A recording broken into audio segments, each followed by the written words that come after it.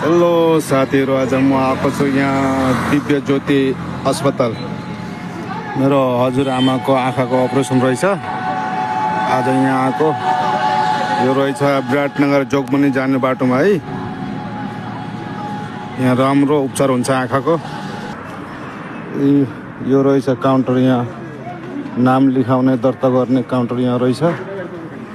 अनि यो चाहिँ दिव्य ज्योति अस्पताल आँखाको उपचार राम्रो गर्छ है। यहाँ म आएको।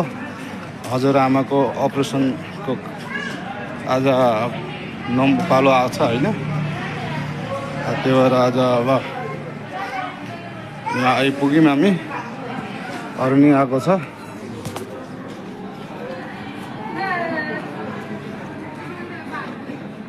यता चाहिँ बसेर जाँच गर्ने कोठाहरू रहेछ। यता चाहिँ अपरेसनको थिएटर हो क्या। आँखाको अपरेसनहरू यता गरिन्छ। यहाँ भित्र हेर्न सक्नुहुन्छ।